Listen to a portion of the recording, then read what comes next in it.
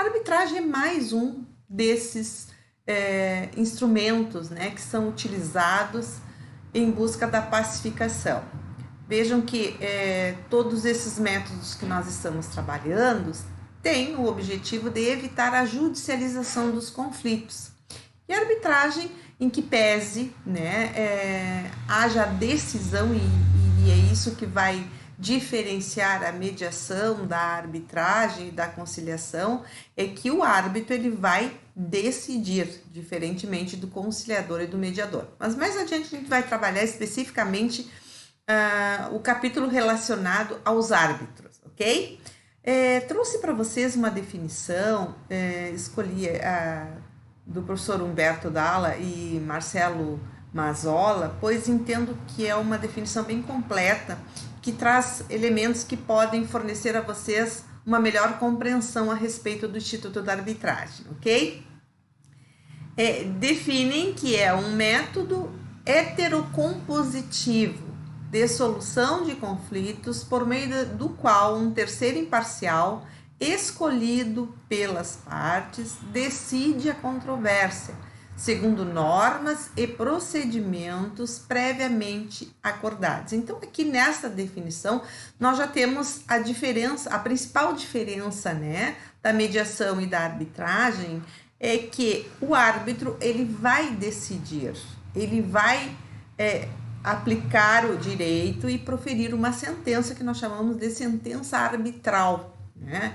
Alguns doutrinadores dizem que a arbitragem é uma conciliação num nível mais elevado. Por quê? Porque os conciliadores acabam, né, sugerindo, opinando, conduzindo, né, as partes para poderem compor o litígio, mas a decisão cabe às partes, né, por fim ao litígio mediante um acordo entabulado.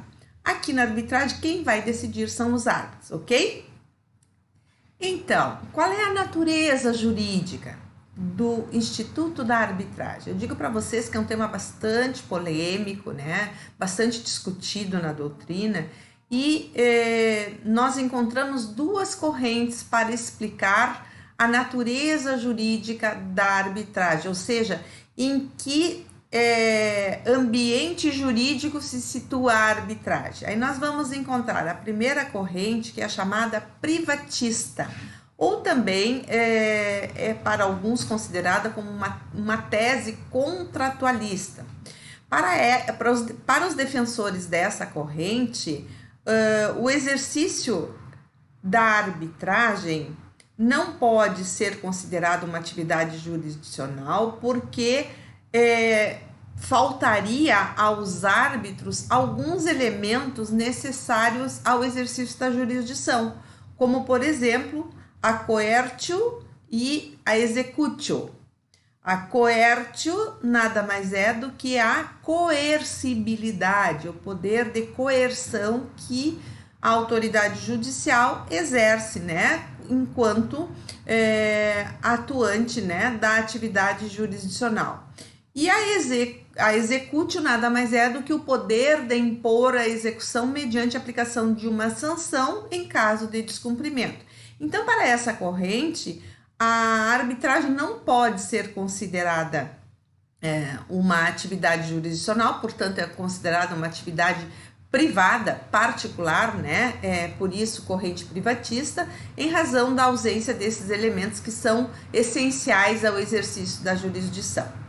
A segunda corrente é exatamente contrária, exatamente oposta, né, da privatista, é a chamada corrente publicista, também considerada por alguns como uma tese jurisdicional, pois os defensores desta corrente entendem que os árbitros exercem sim a atividade de jurisdição, tanto é que eles aplicam o direito ao caso concreto e, além disso, proferem uma sentença, que é a chamada sentença arbitral. Vejam, são duas posições antagônicas e, atualmente, existe uma terceira posição, que é o que nós chamamos de eclética, aonde nós vamos poder mesclar as duas posições, tanto a privatista quanto a publicista, né? Então, atualmente, o Instituto da Arbitragem, ele está sendo considerado como com uma natureza sui generis, diferente, inclusive sendo considerada e reforçando a ideia de uma natureza jurisdicional híbrida. Por quê? Porque no início pode ser considerada, então, né, mesclando as duas ideias, num primeiro momento, numa primeira etapa, numa primeira fase do procedimento, pode ser reconhecida assim como uma atividade privatista, em razão de que são as partes que vão escolher, inclusive, as regras que poderão ser aplicadas ao caso concreto, e ao final, então, passaria a ser uma atividade jurisdicional, por isso natureza jurisdicional no segundo momento, em razão, né, de que o árbitro é quem vai aplicar o direito e proferir a sentença arbitral.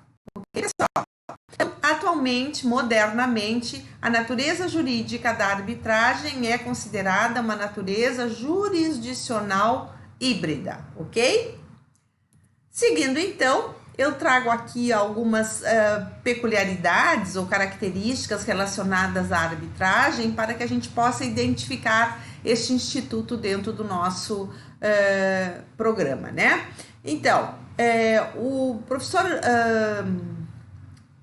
José Luiz Bolzan de Moraes, ele usa uma expressão bastante interessante, dizendo que a arbitragem ela pode ser considerada como faculdades jurisdicionais, ou seja, outorga as decisões aos árbitros com força de coisa julgada, né? Sem a necessidade de homologação. Então, são faculdades jurisdicionais justamente porque os próprios árbitros vão aplicar o direito.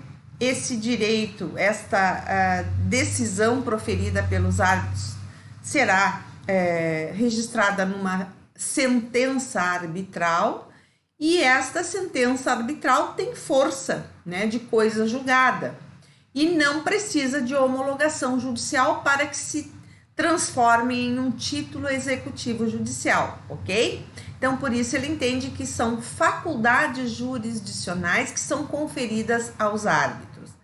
Também nós vamos trazer como uma particularidade da arbitragem a autonomia privada.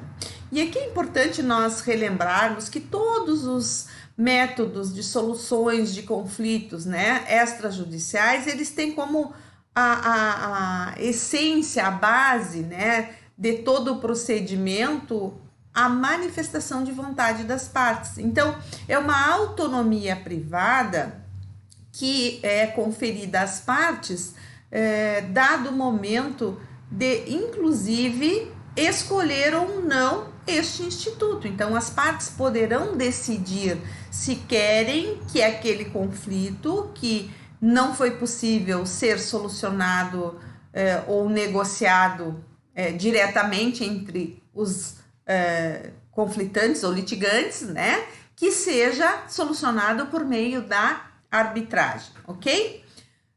Também a arbitragem, ela tem o reconhecimento da sua decisão, ou seja, a decisão arbitral, conforme referi há pouco, né, ela é reconhecida no ordenamento jurídico, na ordem jurídica, nos tribunais, né, como sendo uma decisão que gera efeitos para as partes a partir do momento, né, em que foi proferida a sentença arbitral. Então, há um reconhecimento na ordem jurídica da decisão resultante de um procedimento de arbitragem, ok?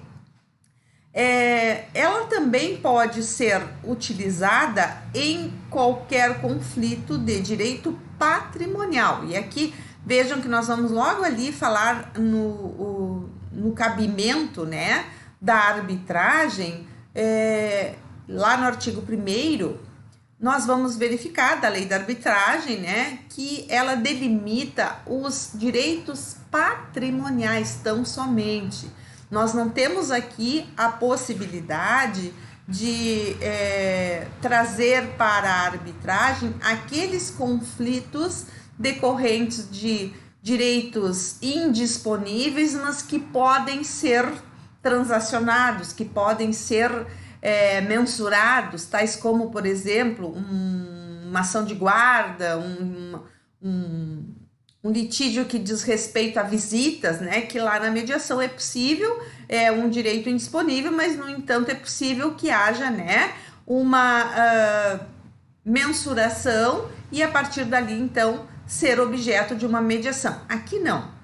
A arbitragem se limita tão somente a direitos patrimoniais, mais especificamente, né, em relação aos contratos, ok?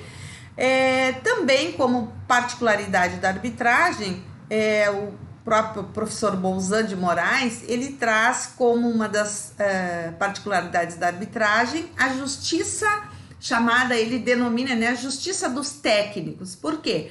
Porque as partes poderão escolher o próprio árbitro em quaisquer áreas do conhecimento. Não há necessidade de ser um advogado, um psicólogo, não. Qualquer profissional que esteja habilitado, que conheça o direito que é o objeto do litígio, né, poderá, né, vir atuar na condição de árbitro. Mas mais adiante a gente vai trabalhar especificamente os árbitros, ok, pessoal?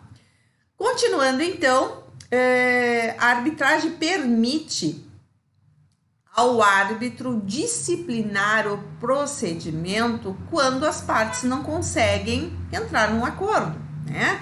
Então, primeiramente, as partes poderão eleger e indicar qual o direito qual a legislação, qual o código que possa ser aplicado àquela situação em concreto, que por vezes nós vamos ter leis específicas, né, que poderão ser utilizadas para pôr fim àqueles litígios. Então, as partes podem consensualmente escolher e indicar qual as regras, a legislação, as normas que podem ser aplicadas, que devem ser aplicadas. Mas, diante da divergência, não havendo um consenso, a lei da arbitragem, ela vai permitir e traz expressamente a previsão do árbitro poder então, disciplinar o procedimento que vai ser adotado, ok? Possibilita maior celeridade no tratamento dos conflitos, e justamente é um dos objetivos, né, que é a desinformalização, ou seja, nós não temos toda aquela demora na prestação jurisdicional, porque dificilmente hoje nós temos uma ação no âmbito jurisdicional que possa ser resolvida num prazo inferior de 6 meses, 8 meses, 9 meses. E uma arbitragem pode ser resolvida neste período, ok? Inclusive, as partes podem, e aí mais uma vez autonomia, né, de vontade das partes, podem participar de forma direta, inclusive estabelecendo para o juízo arbitral para o árbitro, qual é o tempo em que ele deverá proferir a sentença arbitral. Ok, pessoal?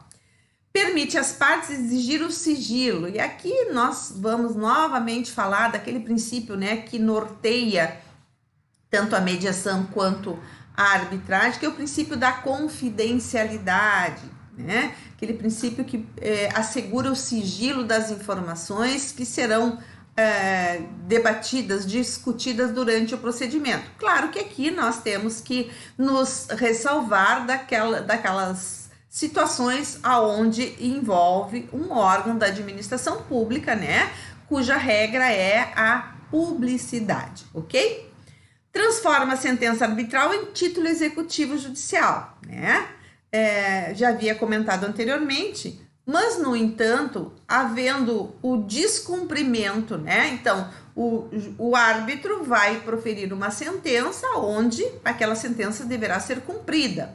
A parte vencida, a parte que sucumbiu, né, deverá iniciar o cumprimento, né, da obrigação que lhe foi imposta na sentença arbitral. Diante da negativa, da recusa, do vencido no procedimento de arbitragem, a arbitragem não poderá determinar a execução da sentença arbitral. E é isso que ainda há pouco, né, nós discutíamos a respeito, né, da corrente jurisdicional e privatista, onde alguns elementos da jurisdição não se fazem presente, né, no procedimento da arbitragem. Então, a sentença arbitral, ela gera efeitos no ordenamento jurídico, ela tem eficácia sem que haja necessidade de ser homologada judicialmente, mas, no entanto, o cumprimento da sentença, em caso de recusa espontânea voluntária do vencido, deverá ser efetuado na via jurisdicional, ok? Muito bem.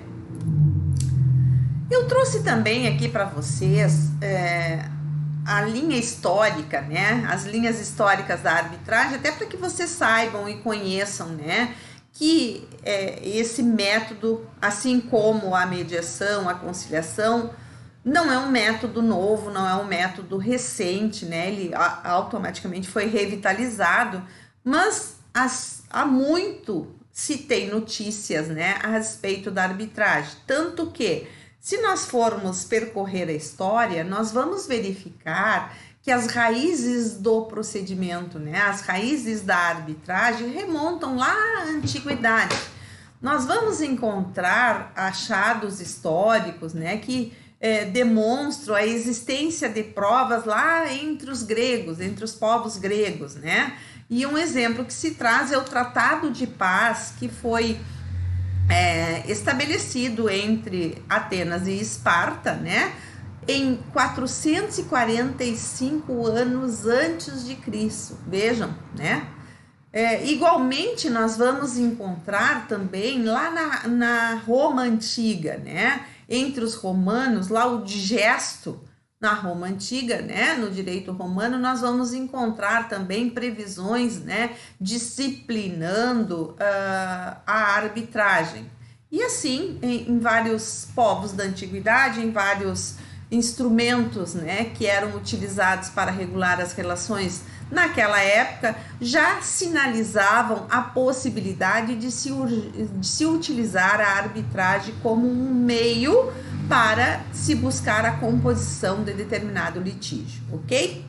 No Brasil, bom, no Brasil nós vamos encontrar então a arbitragem desde os tempos das ordenações, né? As ordenações afoncinas, manuelinas e filipinas já traziam regularmente nas ordenações, então nas suas disposições legais, a previsão do juízo arbitral, regulamentando, né, a figura do juízo arbitral, também a possibilidade de execução de uma sentença arbitral, e aí então, desde o Brasil colônia, né, nós vamos encontrar a presença da arbitragem no nosso ordenamento jurídico, ok? Depois, a nossa primeira Constituição outorgada, 1824, previa no artigo 160 a possibilidade de ser instituído o juízo arbitral. Na sequência, a primeira codificação, que é o Código Comercial de 1850, estabelecia que a arbitragem ou arbitramento era obrigatório para quaisquer relações, né, e causas que envolviam sócios das sociedades comerciais. No entanto, no mesmo ano, sobreveio o Regulamento 737, que é do conhecimento de vocês, e esse regulamento veio restringir, então, aquela previsão estabelecida no Código Comercial, limitando então tão somente a arbitragem, a obrigatoriedade da arbitragem, somente para as causas comerciais, excluindo então a possibilidade de outras causas que envolvessem os sócios de uma sociedade comercial, ok? Em 91, a Constituição de 1891 não trouxe expressamente, né, a instituição do juízo arbitral, que estava prevista na Constituição de 24, mas previa a possibilidade de interposição de recurso à arbitragem internacional. O Código Civil de 1916 reduziu a arbitragem a um mero negócio jurídico, ou seja, a um compromisso, né? Estabelecendo um compromisso entre as partes e que, portanto, como consequência, né, reconheciam como sendo um negócio jurídico. Seguindo nos diplomas legais, né, a Constituição de 34 transferiu para a União a competência para legislar, né, sobre arbitragem. Então, as normas sobre arbitragem passou a ser com a Constituição de 34 para a União. No entanto, a Constituição de 37 autorizava aos estados da federação a possibilidade de legislarem sobre a conciliação extrajudicial ou a realização de arbitragem. Então, transferiu da União para os estados da federação. Em 1939, foi aprovado o Código de Processo Civil, que trouxe, né, o Código Civil, então, de 39, trouxe nos artigos 1031 a 1046 a possibilidade, então, da arbitragem, cuidando especificamente do juízo arbitral, ok? As constituições de 46 e 37 apenas mencionam a arbitragem como um mecanismo de solução dos conflitos internacionais entre países, entre o Brasil e outros países. E o Código de 73 tratava do juízo arbitral, né, nos artigos 1072 a 1102, contudo, era exigida a homologação do laudo arbitral, né, pela atividade judicial. Então, o laudo, ainda que o Código de Processo Civil previa a possibilidade da arbitragem ser utilizada como mecanismo de solução dos conflitos, previa que era necessário, então, a decisão, a sentença arbitral, né, que na época nem era chamada de sentença, era o laudo arbitral. Essa decisão era necessária, então, que fosse homologada judicialmente, ok? Depois, na Constituição de 88, nós não temos expressamente, né, um dispositivo, um capítulo que verse exclusivamente sobre a arbitragem.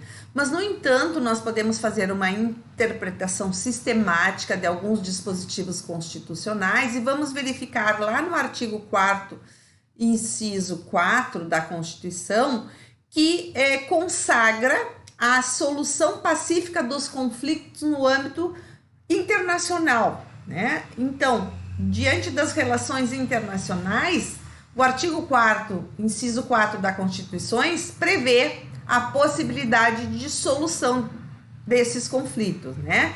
E lá no artigo 217, parágrafo 1º, se verifica, quando trata do direito desportivo, né?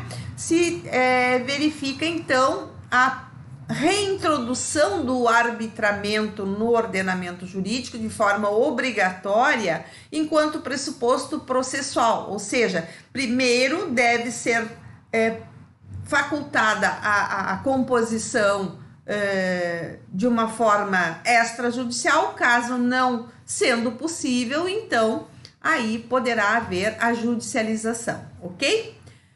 Após a Constituição de 88, nós vamos verificar algumas leis especiais que tratam do assunto do arbitramento, né? Nós vamos encontrar na Lei 9.078, que é o Código de Defesa do Consumidor, especificamente no artigo 51, inciso 7, a vedação da arbitragem aos direitos dos consumidores. E na Lei 9.099, de 95, que é a lei que regula os juizados especiais, civis e criminais, nós encontramos expressamente nos artigos 24 a 26, né, a possibilidade de ser utilizada a arbitragem como meio de solução dos conflitos, ok?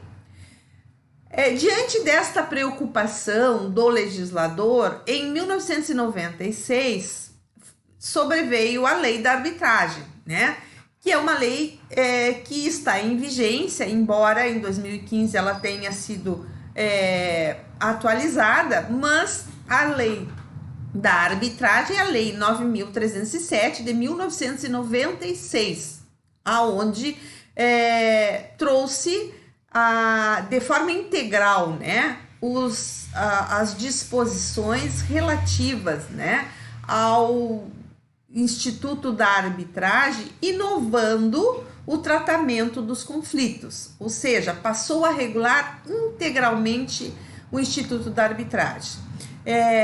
Essa lei especificamente disciplinou a Convenção da Arbitragem, tanto na modalidade de cláusula compromissória quanto compromisso arbitral, que mais adiante a gente vai trabalhar, ok? E aí, em 2013, foi apresentado um projeto de lei ao Senado, o projeto número 406, para fins de atualizar a arbitragem, diante, né, das relações jurídicas que sobrevinham e que precisavam de uma readequação, a fim de ampliar o âmbito da aplicação da arbitragem, né? Esse projeto de lei, no primeiro momento, foi aprovado, após a sua regular tramitação, houve vetos, né? Também, depois, então, ele foi transformado num projeto de lei propriamente dito e acabou sendo aprovada, então, a Lei 13.129, em 26 de maio de 2015, que veio, então, atualizar a Lei 9.307 de 96. Então, atualmente, nós temos as duas leis que disciplinam sobre a arbitragem, em que pese, né, nós tenhamos uma lei mais recente, em 2015, a lei de 96 permanece em vigência e está sendo aplicada regularmente, ok? No Código de Processo Civil, nós vamos encontrar várias disposições a respeito da arbitragem, né? Nós vamos verificar a efetivação do efeito vinculante da Convenção da Arbitragem, ou seja, vincula, né, os direitos ali estabelecidos. Nós vamos verificar que também o CPC analisa medidas urgentes pré-arbitral, dá efetividade a medidas urgentes e constritivas relacionadas à arbitragem, traz a previsão para anular uma sentença arbitral, e aí depois nós vamos ver como que é possível isto, né? Também estabelece o cumprimento e homologação da sentença arbitral, a carta arbitral propriamente dita, lá no artigo 237, inciso 4, né, vai disciplinar especificamente sobre a carta arbitral no Código de Processo Civil, e ainda, né, mais uma vez, traz o princípio da confidencialidade da carta arbitral, lá no artigo 189, inciso 4 do Código de Processo Civil. Vejam que o Código de Processo Civil é um marco, né, histórico, um marco legal no que diz respeito, né, à possibilidade dos conflitos serem solucionados de forma extrajudicial, ok? Especificamente agora abordando a Lei 13.129 de 2015, ela não anulou, ao contrário, né, ela preservou tudo o que a Lei 9.307 de 96 trazia, né, disciplinando o Instituto da Arbitragem, no entanto, apenas atualizou, né, o arbitramento. O que traz a Lei 13.129 de 2015 que merece destaque? Permite o uso da arbitragem nas relações com a administração pública, que até então não era previsto na lei anterior.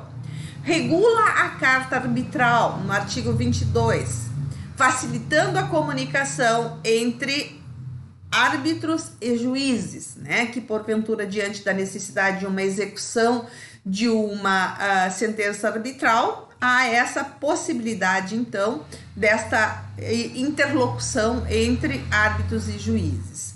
Cria soluções para fixação de competência de árbitros e magistrados quando a arbitragem tiver sido pactuada, mas ainda não instituída. Ou seja, mesmo que as partes, né, convencionem a utilizar o procedimento da arbitragem, mas no momento em que ainda não tenha sido efetivado, fica um limbo, né, uma situação, bom, mas as partes decidiram pela arbitragem, no entanto, não foi instituído, e como se resolve? Vai ter que ser judicializado esse conflito ou poderá ser passível de uma solução extrajudicial?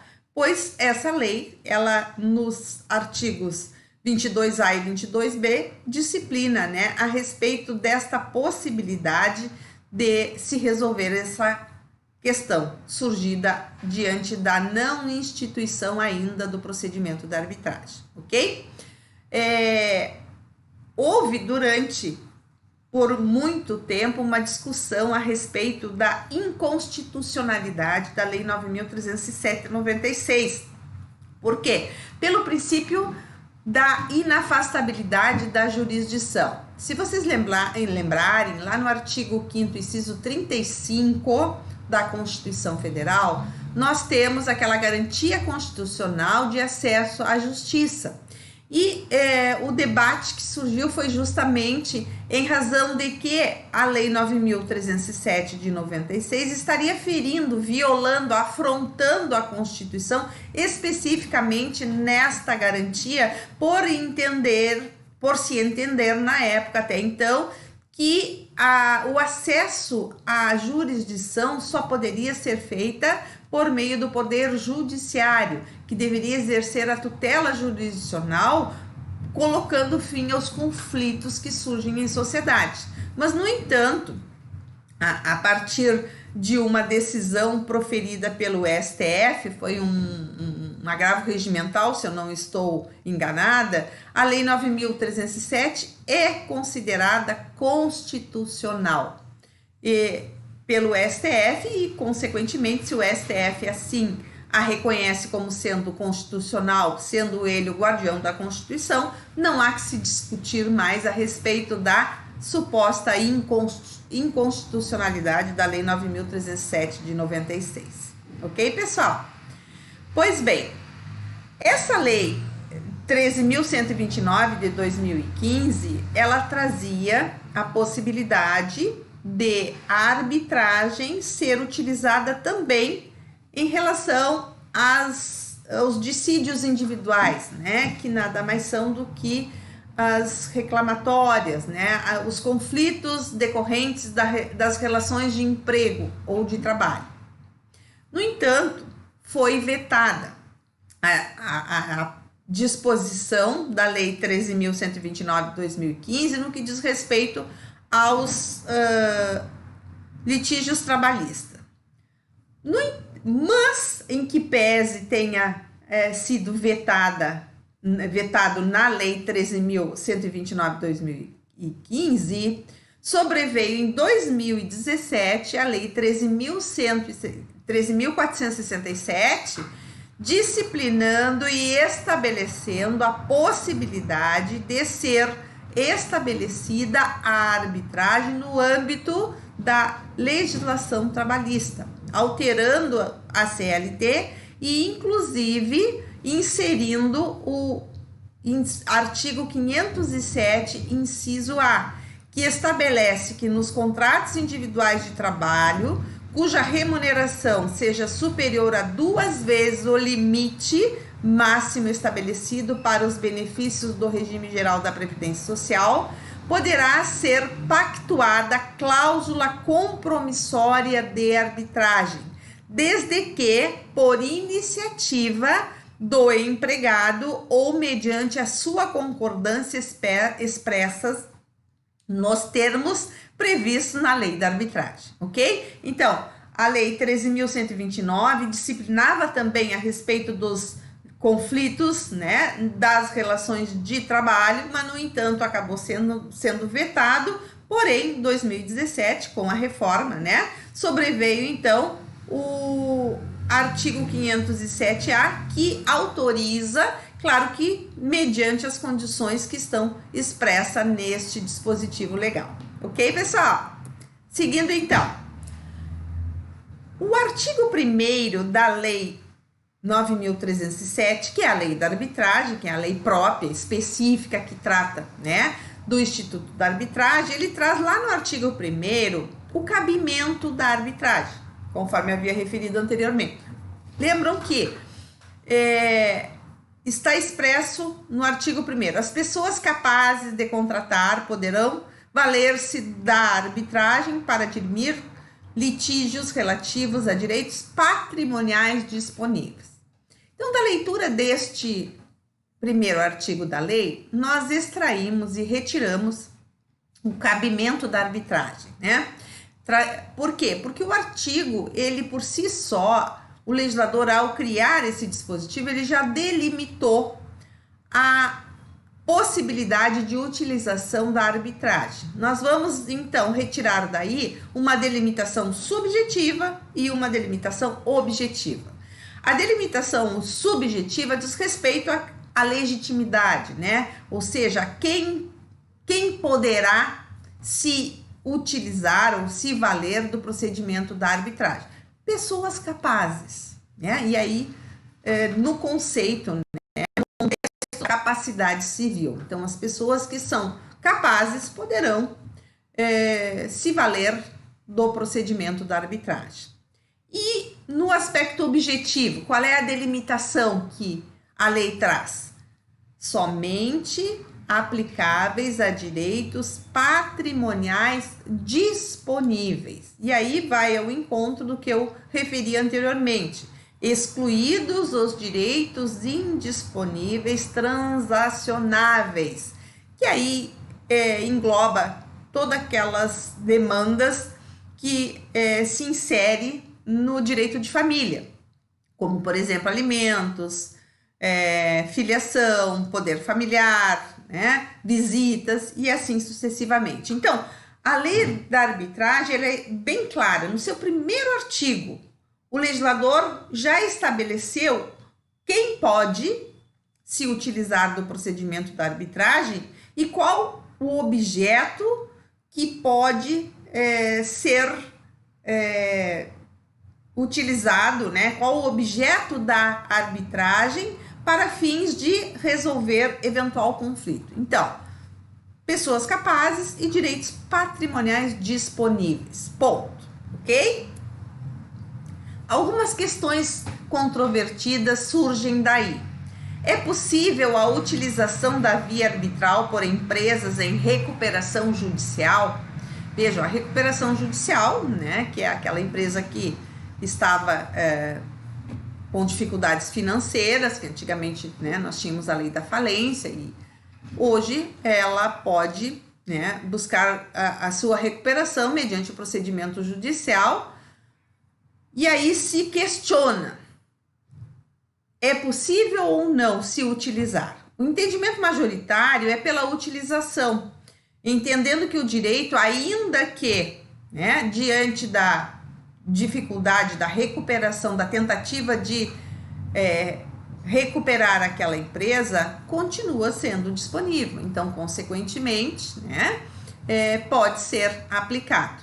Aí eu coloco ali para vocês um julgado recente, né, do STJ, um recurso especial. Depois, se vocês tiverem interesse, né, podem acessar e poderão verificar. Uma outra indagação que se faz: é possível o pedido de dissolução da sociedade em decorrência de óbito de um dos sócios?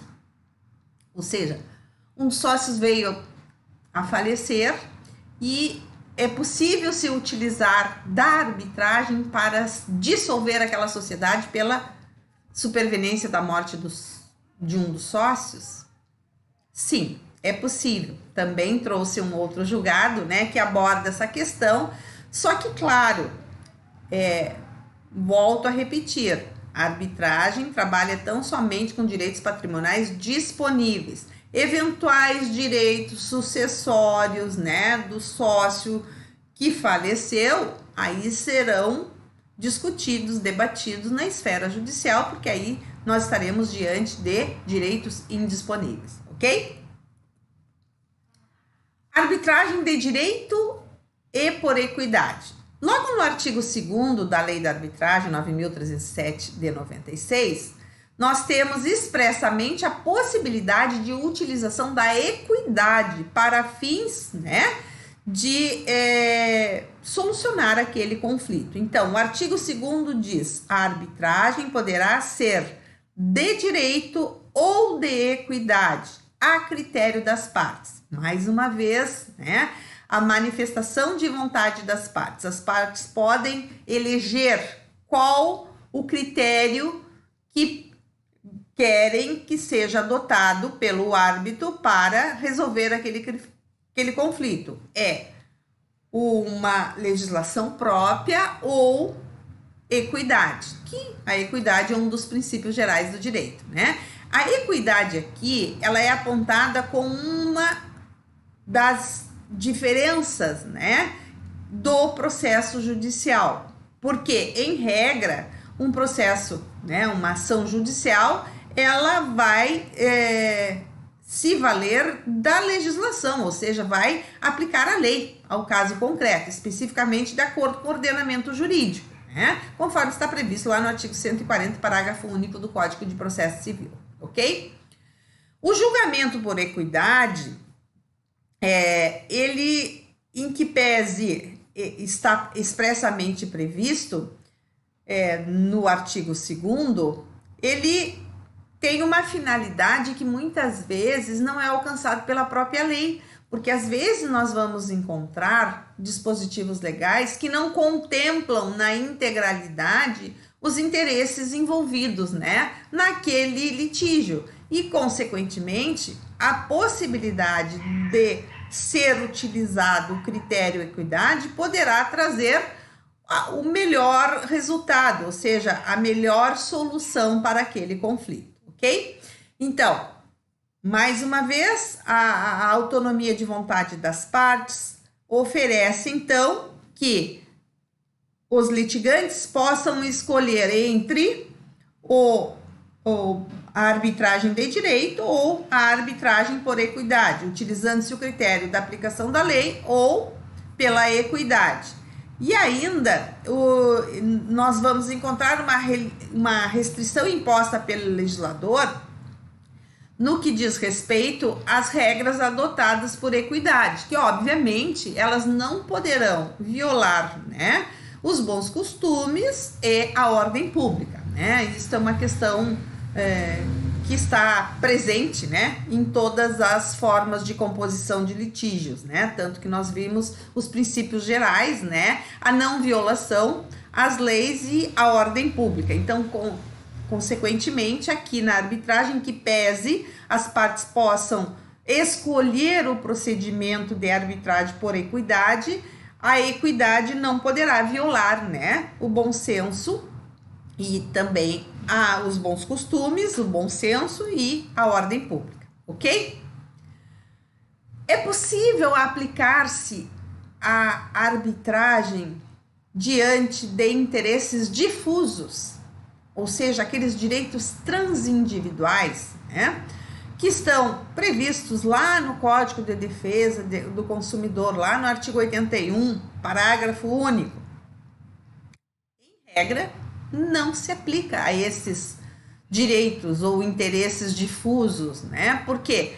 Porque, como nós vamos verificar na própria lei, o artigo 81 vai dizer que, em regra, esses direitos são indisponíveis. E se eles são indisponíveis, eles estão na contramão do artigo 1º da Lei da Arbitragem, que estabelece que somente direitos patrimoniais disponíveis. Então, no que diz respeito aos interesses difusos, não se aplica a arbitragem, aplicando-se com base, né, na regra contida no artigo 1º da Lei da Arbitragem, ok? Isso tudo em face da dificuldade que nós temos de identificar, de delimitar os limites sobre a disponibilidade ou indisponibilidade dos direitos e interesses difusos ou transindividuais. Ok, pessoal? Trago aqui, por fim, algumas indagações ou reflexões para que vocês possam pensar, né? E infelizmente não podemos debater aqui neste momento, mas eu trago para vocês, né, algumas questões para que vocês possam então refletir a respeito disso, ok? Podem as partes escolher não apenas as regras, conforme está expresso no artigo 2º, parágrafo 2º da Lei da Arbitragem aplicável, mas também a jurisprudência a ser observada pelo árbitro? Então, as partes podem escolher as regras. As partes podem escolher se preferem a arbitragem de direito, né, ou a arbitragem por equidade. E a indagação que eu faço, é possível as partes escolher qual a jurisprudência que deve ser observada pelo árbitro? Deixo aqui a indagação. O meu posicionamento é sim, né? Eu entendo que sim, mas podemos discutir num outro momento, ok? Podem as partes convencionar sobre a lei e os precedentes a serem aplicáveis? Aqui também é questionável, né? Que precedentes? Precedentes legais ou precedentes recorrentes das sentenças arbitrais? Na verdade, nós não temos um banco, né, de sentenças arbitrais que gerem os precedentes a ser aplicáveis. Mas entendo que os precedentes judiciais poderão ser aplicáveis na arbitragem também. E por fim, podem estes precedentes abarcar as decisões judiciais, né? Podem esses precedentes abarcar tanto as decisões judiciais como o conjunto de decisões predominantes naquela Câmara ou no Tribunal Arbitral?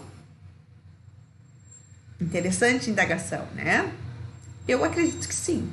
Eu acredito que os precedentes que poderão ser observados, que poderão ser utilizados pelos árbitros, né, para poder fundamentar a sentença arbitral, poderão tanto ser relacionados às decisões judiciais como, porventura, né, o conjunto de decisões, ainda que nós não tenhamos uma jurisprudência fundamentada de sentenças arbitrais, né, mas pode haver um entendimento daquela Câmara Arbitral do Tribunal Arbitral. Então, consequentemente, acredito eu que seja possível. Mas fica aqui a reflexão para que vocês, né, procurem pesquisar, indagar e até futuramente debatermos pessoalmente a respeito disso. Ok, pessoal?